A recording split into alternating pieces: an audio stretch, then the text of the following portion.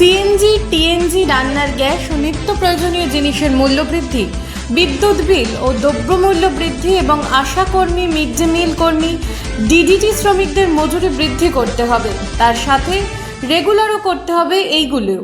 এই সমস্ত দাবি দাওয়াগুলো নিয়ে মিছিল করে এবং গণ অবস্থানের আয়োজন করা হয় ত্রিপুরা প্রদেশ অসংগঠিত শ্রমিক কংগ্রেসের পক্ষ থেকে।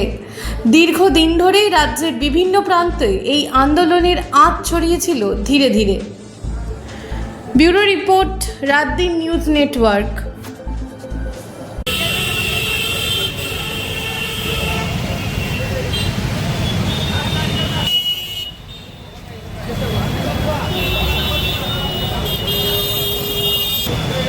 দাদা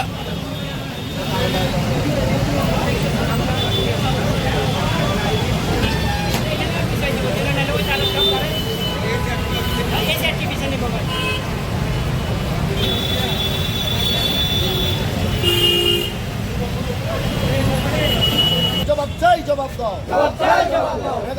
বেকার কর্মীদের মজুরি বৃদ্ধি হচ্ছে না কেন রাজ্য সরকার? জবাব দাও। ডিডিটি কর্মীদের রেগুলার করা হচ্ছে না কেন রাজ্য সরকার? জবাব দাও।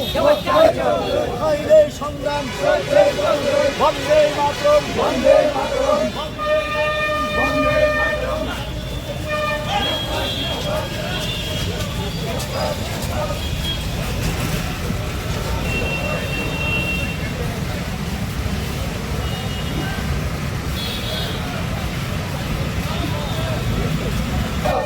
শ্রমিকদের মজুরি বৃদ্ধি নিয়ে তাল বাড়া হচ্ছে কেন রাজ্য সরকার? জবাব দাও।